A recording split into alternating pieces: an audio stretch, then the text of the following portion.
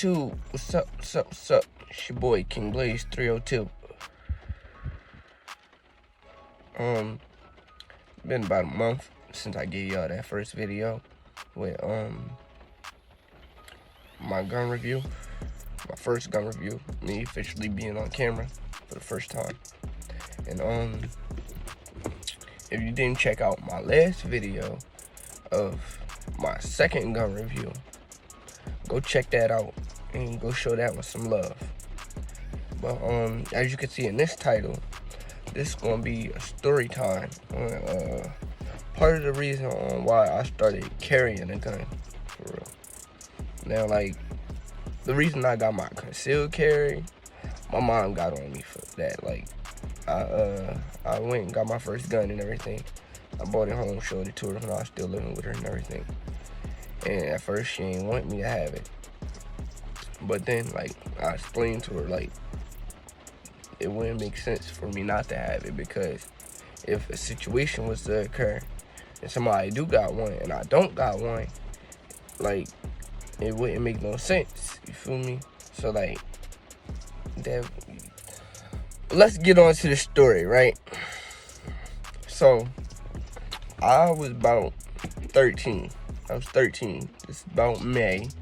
Actually, the anniversary of this is coming up this month. So today is May 6th, today after Cinco de Mayo and everything like that. So, May 24th, I was with my now-to-be fiance. When we were younger. I get on that story another time. That's another story time I could tell about. But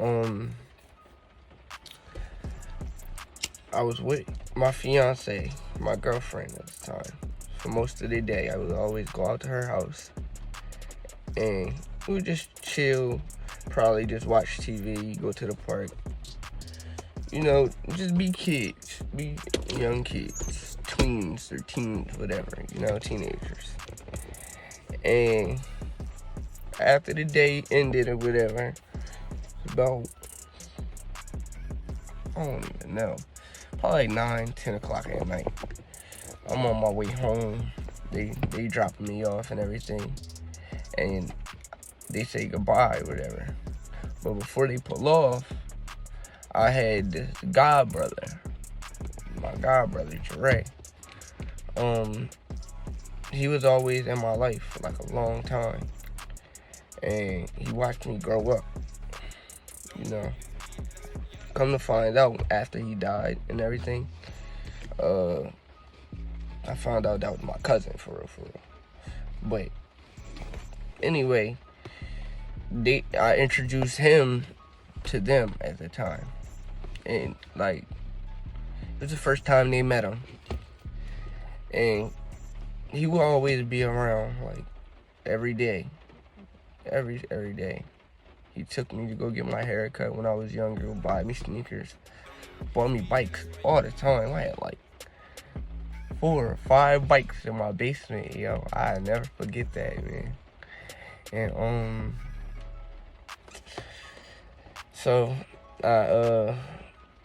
I go in the house, and he come in the house and everything, and he talked to my mom, and he was just talking to me, and he was just like, you know, talking trash or whatever, because he met my girlfriend, and then, like, I was young and everything, so he was just messing with me, you know.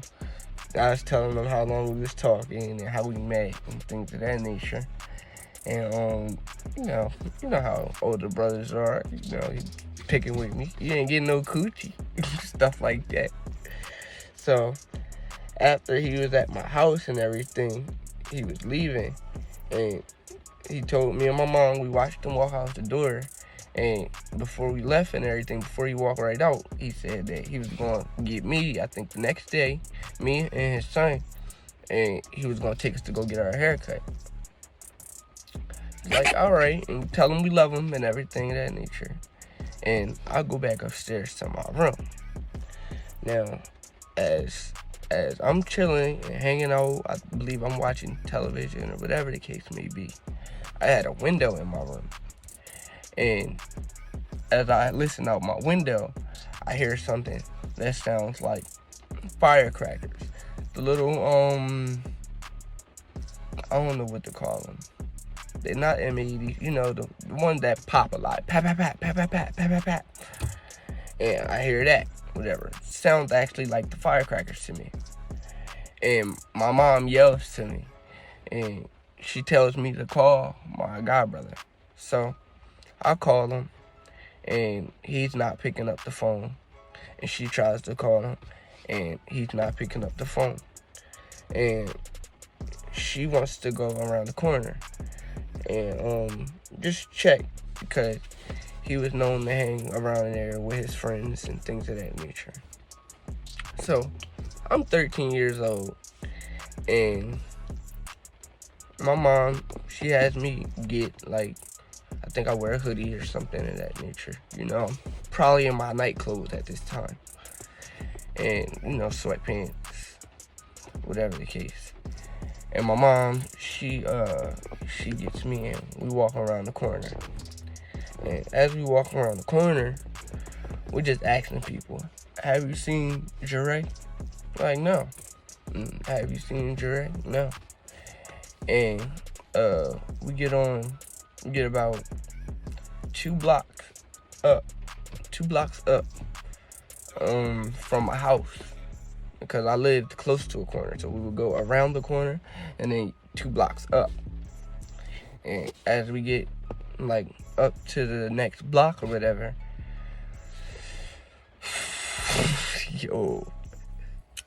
So, as we get to the next block, my mom, she tells me, like, you know, go around the corner and see if I see him, because he was supposed to be waiting on his wife to come pick him up, to take him home.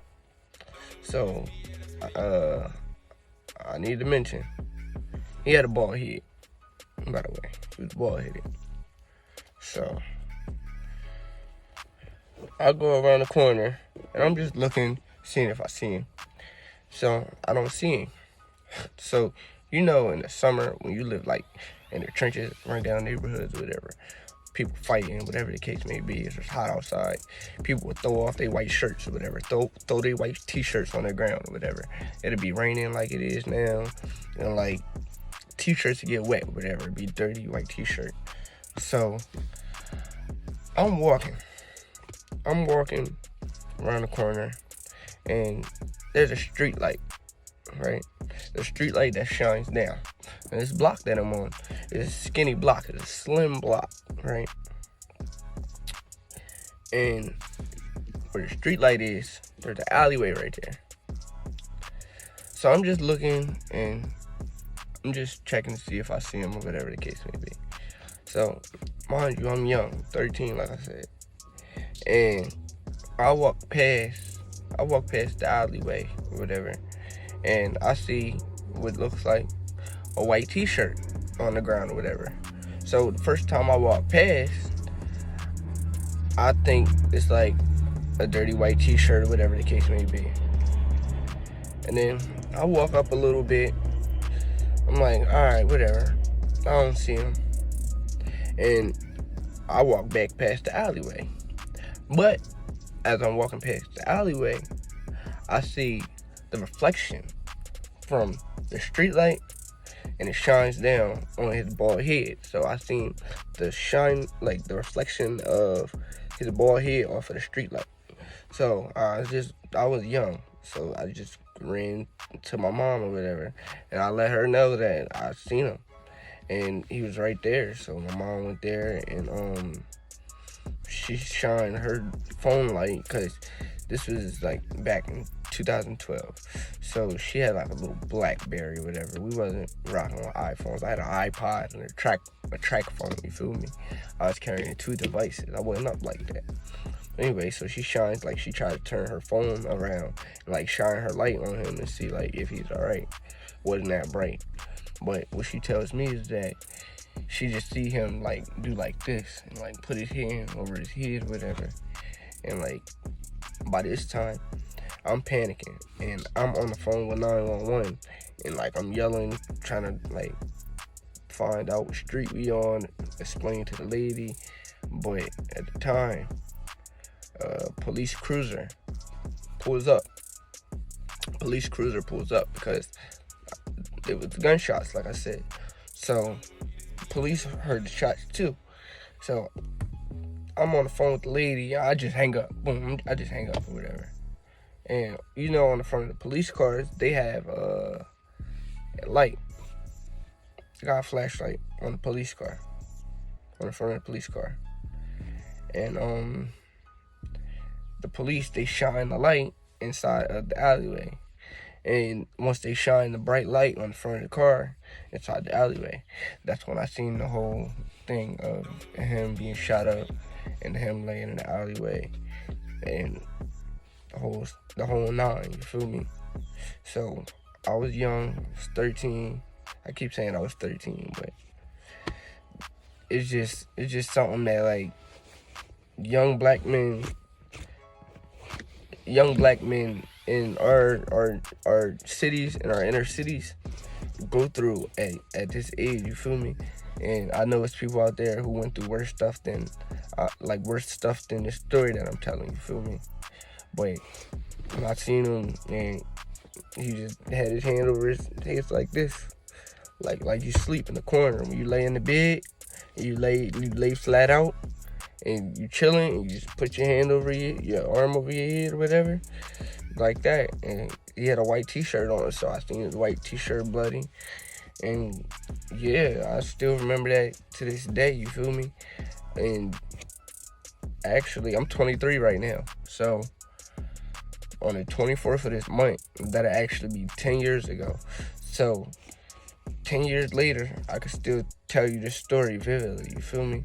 So I just wanted to, like, share my experience with people. And, like, if you rocking with my story, and if you rocking with my YouTube page, show me some love, get some likes, subscribe to the page, and I'll be sure to give y'all some more videos, you feel me? And yeah, so, like, after that situation happened, I just went home, and after that, his son and his wife pulled up, and I just had his son with me, and his son was about 7, so, like, we was just chilling in my room, and, like, he was too young to know. Well, I can't say he was too young to know, because I know that I was very coherent at 7, so, like, I understood stuff, but, like, he was upset. He wanted his dad, you feel me? He knew that something happened to his dad. So I remember him crying about his dad, you feel me? And like, that stuck with me too, you feel me? And yeah, like, that's just, like, part of the reason, like, I chose to carry a gun on me, because I want to make it home to my family and my son, you feel me? And my soon-to-be son, you feel me? So, like, just stay safe and stay armed and, like, keep pushing. Like, if y'all want more story time, let me know in the comments. If you're rocking with this story time, let me know in the comments. And just give me some tips, you feel me? If it's anything that I can do better, let me know in the comments. I'm taking all advice, all comments. Just, like, show your boy some love. And like I said, go look at my last few videos that I uploaded and show me some love on them. You feel me? And it'll be more coming to you. It's your boy, Kvng Blaze 302.